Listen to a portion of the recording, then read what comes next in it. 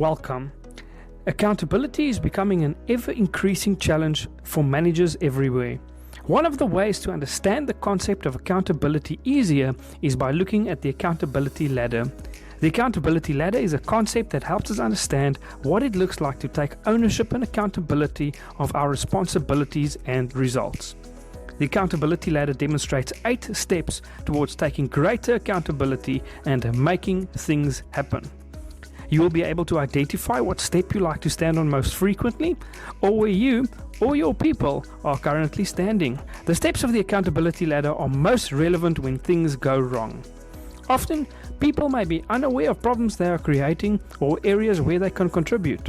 There may be blind spots where you do not know where you are holding yourself, your people, or your company back. So it is important to open yourself up to channels of feedback. Apart from a situation like this where you are not aware of a problem or a shortcoming though, let's look at the steps as you climb up to taking accountability and becoming a leader for both yourself and others. Step 1. Blaming and complaining. The first and lowest rung on the accountability ladder is that of blaming outside forces for everything that is not right. Examples of this include finger pointing at our colleagues, blaming economic downturns, and irrational customer expectations for missed commitments. This does not help at all in solving current problems or preventing future ones.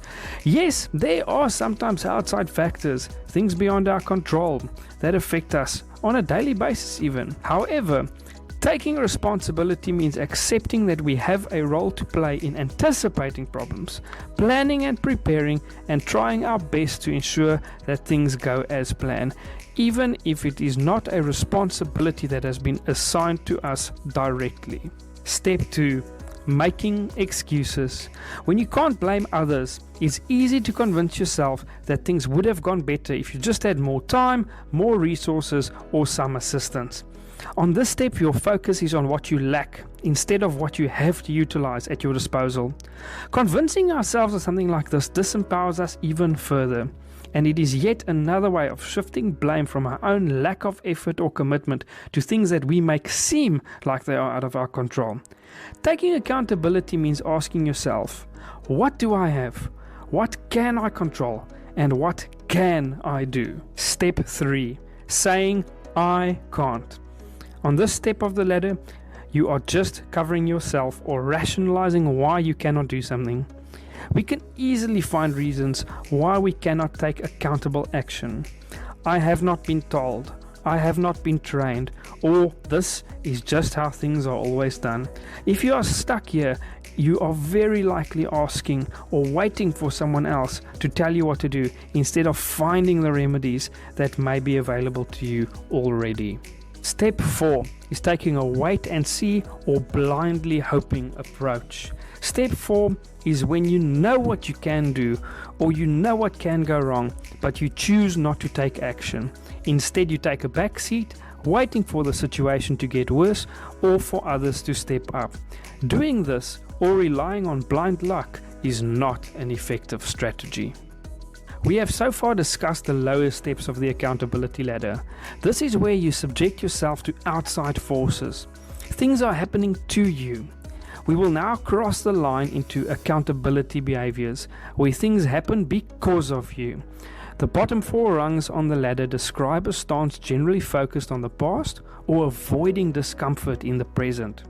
Choices higher on the ladder tend to decrease anxiety and in the long run lead to greater results and enhancing relationships. Step 5.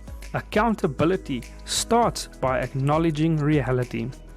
People at this level realize the magnitude of the workload and the specific tasks required for success. Reality is often not pretty, but denying it helps no one. Accepting the facts of the situation is the first step to success. Sure, the current state of affairs might not be your fault. The situation might not be fair to you, or you may not have been assigned the responsibility of dealing with it, but that does not change what it is. If you can see it, you can do something about it. Step 6. The next step is to accept ownership and responsibility. Embrace it. You have the opportunity to take hold of the situation and do something. Moving forward requires courage, commitment, and determination. If the motivation, however, is not strong enough, it's easy for people to fall back down the ladder and cover their lack of ownership with excuses, blame, and complaints. Rather, embrace your chance to act. Step 7. Find and apply solutions. Most good employees and executives perform at this level of accountability. They admit to owning the situation and pride themselves on their professional abilities. You are facing reality and finding ways to affect it in a real and positive way. Beware though that unexpected events knock some people down when they reach this point. Step 8. Accept total accountability and make it happen. These are the cherished ones who succeed despite tough odds, and they come up with new approaches to delight their stakeholders, achieve breakthrough results, and come up with innovative solutions. At the top of the ladder, you assume total responsibility for achieving the results you want to see around you.